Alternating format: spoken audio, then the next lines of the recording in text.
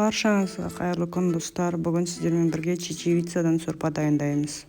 Ол үшін қысып тұрған табамызға сұйық май құйып, жуан салып, жақсылап қуырып, үстіне ұн саламыз. Жақсылап араластырамыз.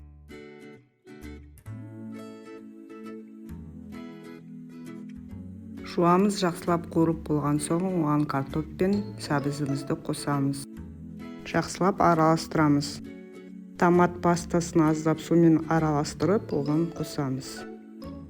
Жақсылап араластырып, қуырып аламыз. Алдын ала жуып алған чечевицамызды қосамыз. Араластырамыз. Енді фильтрден алған суымызды қосамыз.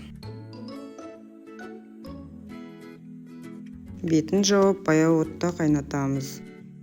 Чечевицамыз піскенше қайнатамыз. Енді сухари дайындаймыз. Оған бізге жарты нан керек. Оны ұсақтап турап аламыз.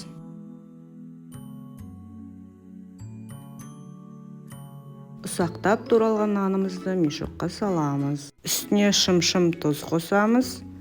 Қызыл тәтті бұрыш қосамыз және сұйық май қосып жақсылап араластырамыз. Алдын ала қызып тұрған пеште 180 градуста 5-8 минуттай пісіріп аламыз.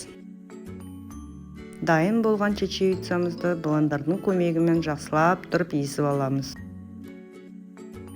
Егер де пюреміз қатты қою болса, онда қайнаған су қосып сұйықтатуымызға болады. Дәміне қарай тұз бен бұрышымызды қосамыз. Жақсылап тұрып араластырамыз.